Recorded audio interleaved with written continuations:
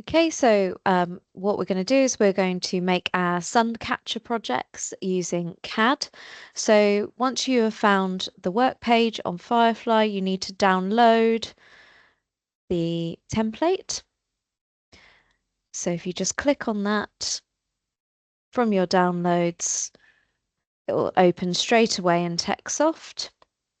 And what you've got here is you've got the two possible shapes that you can use. But as it says, you've got your first instruction. So select one. And what that means is either the square or the circle shape and delete the other. So I'm going to go for a round Suncatcher this time. So what I'm going to do, just using the select tool, is select that the square one and then just hit delete. So this is the design that I'm going to be working on. Now, what's important is that you don't change the size and you do not touch these parts here because this is where the chain is going to go. So if I just refer you back, you can see here that this has the attachment and the examples in the department have like a nice chain that you can use. So the second instruction is to save the file in student areas, design technology, and in this relevant folder. So we're going to go File, Save As. We need to make sure that we save it in student areas, otherwise it will not be cut for you next time. So we've got Design Craft Club, and I will just make the Suncatcher folder.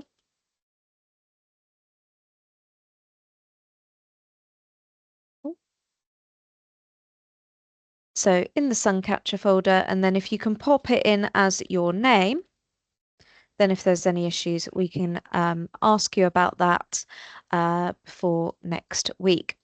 So we've got our outline shape there and we've done these instructions so we can get rid of those. Now, as you can see from the examples, what we want is quite simple, almost like stencil design so that you have plenty of room to see the sort of colourful acrylic on the other side. So my advice is when you go to Google Images that you want to write whatever it is that you want. So whether it be the sun, bumblebee, butterfly, whatever you want to do inspired by nature. So just do that and then stencil.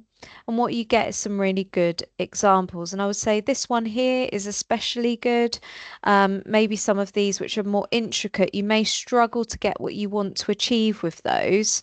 And I guess as I go through the tutorial, you'll see why. So I've selected this one here. So you just need to copy it. It's got a white background and a very clear black and white design.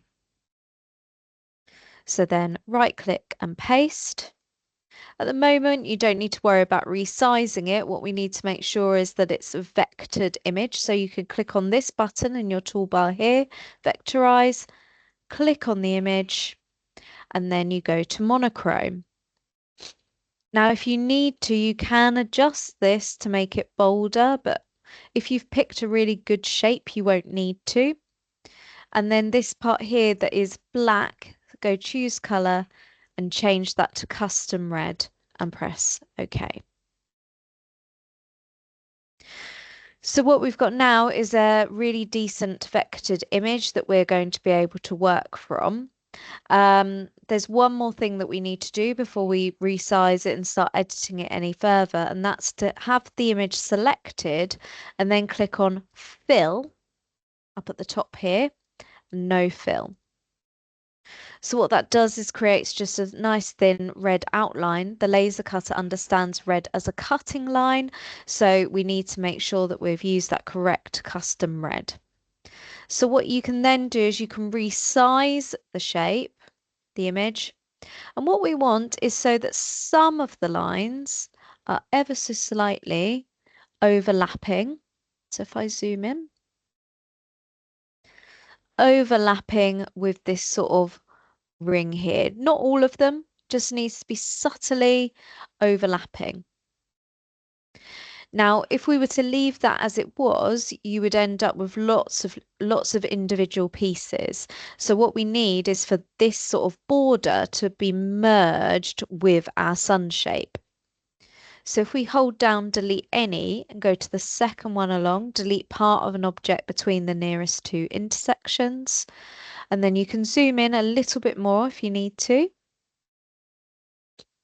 And you can just get rid of any of the red lines that sort of intersect, but also like that.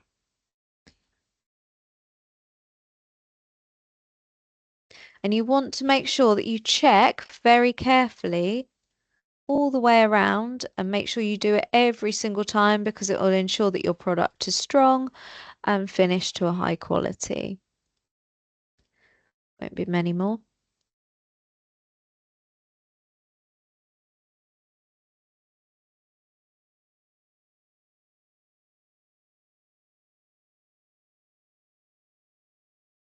There we go.